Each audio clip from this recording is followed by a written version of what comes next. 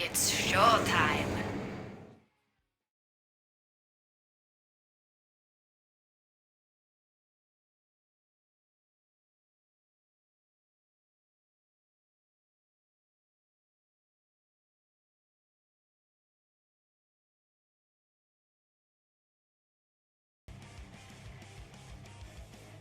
Okay guys, welcome back. You are watching the Shinhan Tang Pro League STPL. Hopefully you've been enjoying the show so far. I am joined once again by my good Chingu Rapid. Hey man, glad you're busting out your Korean. Wait, what is friend in Japanese? There's a couple of ways of saying it. What kind of friend?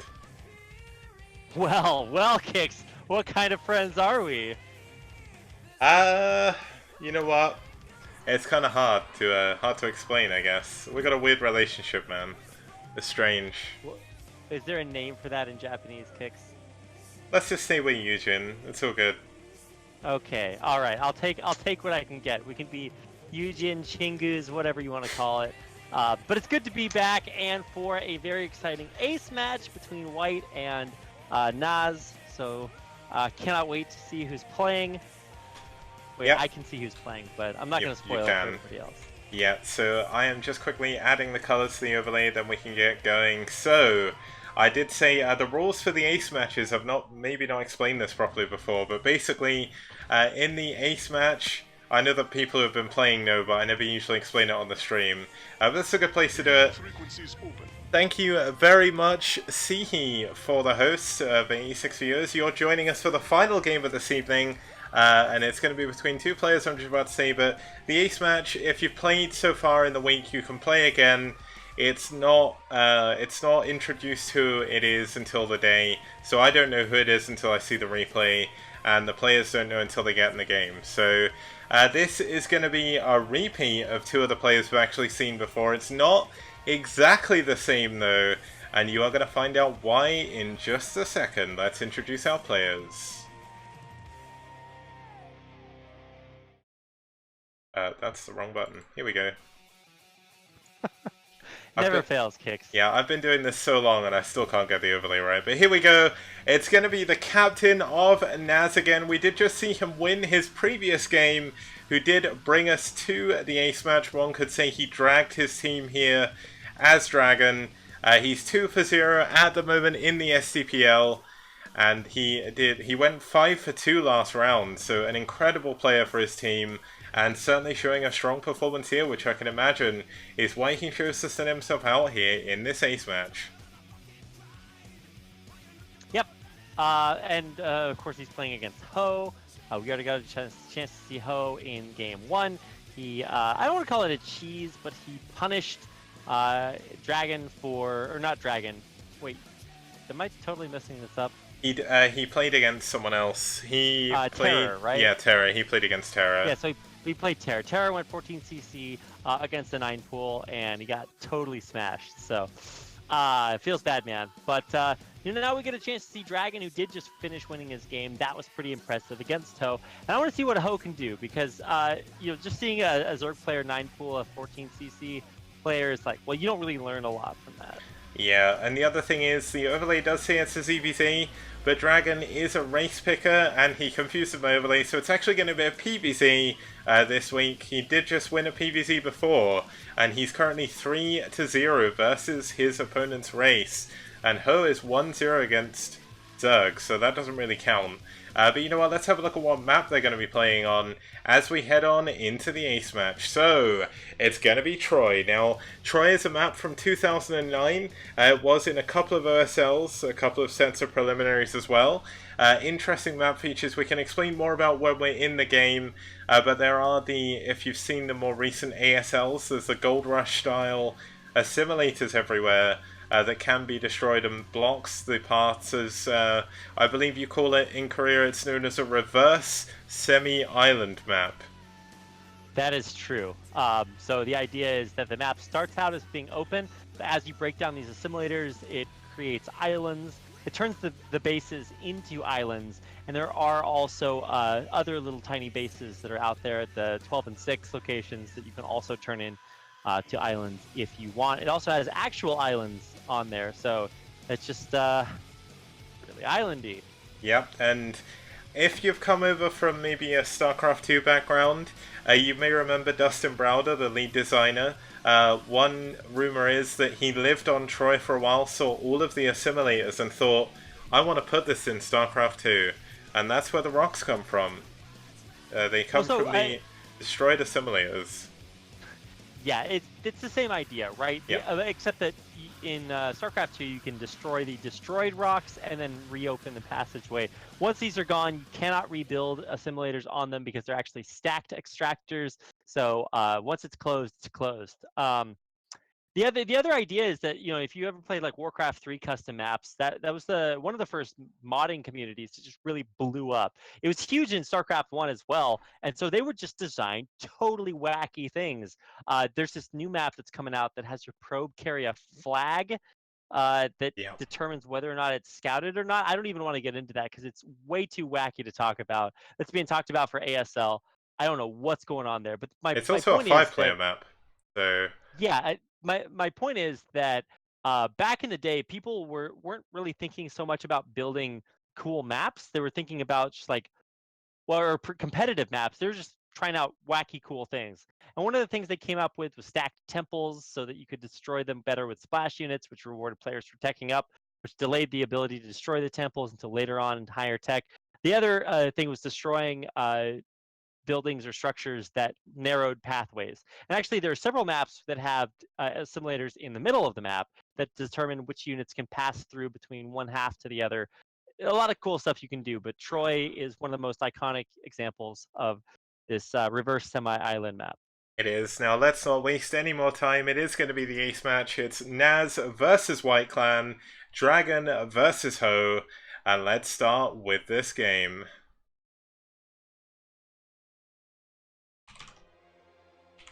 And speaking of starting us off in the top left-hand position in this final ace match of this evening, it's 2-2. It's DragOn, the captain of NaS, fighting for his team. He's dragged his team here, and he is looking to take their win against White. This will be White's first loss in round 2, and DragOn is going to be working really hard to try and make that happen up here in the top left-hand side in the blue. Yep, and his opponent is from White Clan. It's Ho. Seeing him for the second time as well. He won his game as well, so both players that are on winning streaks, it'll be exciting to see if they can continue them. But only one player can continue to win from this point kicks, and it's entirely possible that just as only one player can win, only one player can lose as well. Yeah. Now, I think I'm right in that. Just to quickly explain the assimilate mechanic, just in case you haven't seen it before. I know I just showed it off on stream. Basically, the way the assimilators work is they are on top of some stacked gases, so much like the Vespene geysers in your main or natural, the ones you see here. They're built on there by the map editor. Now, if you destroy those, you cannot rebuild them. When both of the assimilators are alive, every single unit can get through them. There's nothing that will be blocked. If you destroy one of them, the size of the Vespene geyser is slightly bigger than that of the assimilator, so the hitbox changes, and only small units can get through, like Marines, Zealots, and Lings. And then when both of them are destroyed, the only unit that's small enough to get through is Ghosts, and that's a unit we don't see very often in StarCraft 1, and also not in this matchup, as they are a Terran unit. Yes, they are coded very, very specially. I think the way that, if I'm not mistaken, the way a lot of units are programmed are based on other like basic unit archetypes. So some units are kind of coded as other units, but just they're a little bit different. But the Ghost is coded as something like super weird. Yeah. I don't know. There's a bunch of really cool articles on like the making of StarCraft Brood War. I think I read that there. If I didn't, then I'm wrong and spreading misinformation. But Hopefully that's not the case. All I'm trying to say is that yeah, ghosts are weird. We basically never see them, except for yesterday when we got a chance to see ghosts at their finest, nuking their way to a victory. So go check that out if you missed yesterday's games. It was pretty hilarious. And if you're interested in seeing them a little bit more often and don't mind the skill level of the player player using them, you can always tune into my ladder streams as well because I use Ghost quite a lot. Yeah, and you are a worse player because of it, Kicks. Not necessarily. I've never lost a game where I've nuked someone, just saying. Really? Yep. Oh my god, okay, that's a pretty sick stat. Just 2 Zerglings actually almost by themselves killing off this cannon. Oh, And they're definitely they going are. to allow the Zerglings to follow up to kill off that cannon. There's no additional cannon being made because that probe was totally asleep. Oh, no. And that's it, GG. Damn, my man Ho. Like, this guy does nothing but Zergling rush, and he is just pounding with it. Wow, that is insane. I mean, it's not even a rush, right? Like, he just killed the cannon with 2 lings, and DragOn's timing was late. He lost his probe too early. Ooh. Oh, that's painful. I genuinely thought DragOn had a Ugh. chance to win that for his team, but man. Ho wins Ho. both of his games against 2 different races the same exact way, hitting just like 5 seconds early with his Zerglings. I'm just gonna say that is possibly the most anticlimactic even ace match Well, it's ever. keep in mind that behind this, Ho had 3 hatcheries up. Like his 3rd hatchery was just about halfway done or a quarter Yeah. done. So like this isn't even like an all-in or like an early aggressive play. Like DragOn was just like a little bit greedy with that only 1 cannon. That was like 6 lings that just killed DragOn there. Well, it was 2 lanes that killed DragOn, and 3 Yeah. more came up behind it that really put the nail in the coffin. I genuinely can't believe that just happened, but you know what? That can happen in Brood War sometimes. You can think about playing a little bit greedy. He maybe could have gone for 2 cannons. I know that is economically less viable, but just didn't get that scouting information. Getting caught off guard by those Zerglings there is actually going to give White their 3rd win in round 2. Yep, well, thanks for having me. It was good. I'll see you next week. Bye, kids. Oh man, No, I'm just kidding. Yeah, but that's gonna do it. Wow, what a sick way to win the ace smash. A little bit anticlimactic, like you said, but yeah, win's a win. And Yep. Ho knows how to get them in these really weird, punishing ways. Yeah, he does. Now, there's just a couple more things I can show you guys. I'm going to show the results screen, and I'm going to announce what games are coming up on Friday. I'll announce the games for next week. There's also one on Sunday as well, but I'll get to that in just a second. I've just reported all the results, so let's head on quickly over to the results screen, and we will just do a little bit of an overview of what we just saw. Okay, so as you can see, Ho beat out Terra in Game 1. That was a pretty quick ZBT. Haji taking out Beast in a very quick EBZ, if I remember correctly. And then Eon Zerg taking out FAMAS 2, which was an incredible achievement, actually, giving FAMAS 2 his first loss in the entire STPL. That's been 12 weeks going so far. This, I think, is like the 13th or 14th week, maybe. And then DragOn pulling it back to the ace match in Game 4, being outcast. But unfortunately, he could not beat Ho. Ho, the king of kings of this game. He did beat Terra and DragOn, 2 of NaS's best players. And is anyone going to be able to stand up to Ho? I'm not too sure. No. It's gonna be hard. I mean, not though. today, at least. Yeah, not today. Unfortunately, that is the end of the games for today. But I'm just gonna announce what games are coming up. You know what? I'll probably do this. No, I'll do this now, just because it's a little bit easier. I just need to quickly check the thread to make sure I'm ahead of exactly what games are coming up and what games I've missed out. But luckily enough, in case you don't know, there is a few threads for information about the STPL. Here is one of them, the results and standings thread, so if you need to know any of the previous results, you can check them in there. And also, the one I need to find is the round 2 one, where all of the matchups are announced, and you can see exactly who's going to be playing on what map. And obviously, I announce the cast as I go along. But let's quickly set up that, and then I can say ta-ra to Rapid, who you're now up at 6 AM, right? Which is kind of insane. Yes, it is 6 a.m. right now. You are the most dedicated caster out of anyone I know in esports. I'm just going to say that now. Like, I genuinely cannot think of anyone else who would stay up till like 4 AM casting a tournament, so a huge thanks to No, Rapid. thanks. Thanks to you, Kicks. It's always great to have things to cast and great people to cast them with. So thanks for organizing and keeping up with the STPL, along with your busy schedule.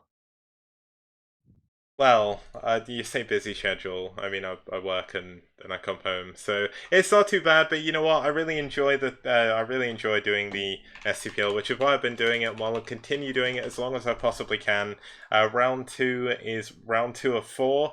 We're going into week 4 next week. Week 6 is going to be the one played next week as well. But basically, there is 2 more rounds after this, and then the grand final playoffs. So that should be pretty fun when that all happens as well. I'm just quickly putting the dates of when the next casts are coming up, just to make sure people know when they can tune in again. We've got a few extra teams that some extra people may have heard of as well, as I move on over now to the next matchup screen, and we can just quickly announce them and then we'll close off the stream. So here we go. So on Friday, we do have Micromedia, that is Artosis' clan. That is going to be on Friday the 27th of July. I didn't actually put the month in there apparently. I realised that looked a bit funny. But that's this Friday, 2100 CEST, same time, same place right here. And the second game has a little bit of history to it. Media vs. Bull, 2 of the newer teams, by the way, in the STPL, joined for round 2. But the next game on Friday is going to be insane. Now, Seoul Gaming, a fairly Korean team. They have Shiny, Miso, Spire, Noob, Dandy as well. They also have a couple of other South American players and Scan, and Miso and Richley. I think I've mentioned those. But they're one of the strongest teams in the STPL, and they lost to IRK last time, which stopped them making it to the playoffs. And IRK not only beat Seoul, but they beat White Clan as well. So they made it to the second place of round 1, and they're going to be looking to replace their success here in round 2. They're in a different group to White this time, so they don't have to fight both of them, but they're going to be fighting against Seoul once again on Friday. And then Sunday as a bit of a bonus cast, just so I can catch up with myself because I went on holiday for a while. We're going to have DM versus Red.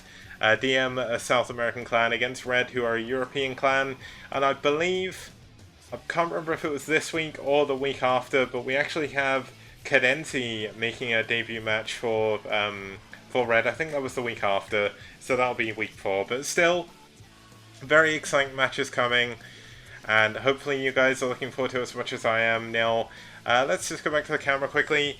I'm going to say a huge thank you to Rapid again, first of all, because I know he is waiting to go to sleep, so I don't want to keep him too long. But thank you very much, Rapid. Do you have any closing words? No, just thanks for having me, and good luck to the upcoming teams. It was pretty cool to cast some really good games today, and hope STPL continues for many months to come. It's always cool to have a nice tournament like this. So thanks, Kix. No problem. Have a good night, and I will see you next time, possibly. But I've got a few extra things to say. I believe Rapid's just dropped out the call, or at least he should do in the second, because he really needs to go and sleep. There we go. Okay, so just a few closing words from me. A huge thank you to all of the players for playing their games. Landowner and Castle, you cost your team 2 walkovers again. What's going on, guys? Come on, pick it up. You got to play again. But still, huge thank you to everyone who watched as well. Thank you to the hosts I got. Thank you to the follows I got as well. Hopefully you all enjoyed the show. I will be back Friday. Tomorrow I might do a ladder stream as well, just to play on the new ladder maps. So have a very good morning, evening, afternoon, and night wherever you are. Thank you for tuning into the SPL. I've been Kix, and I will see you guys next time. Ciao.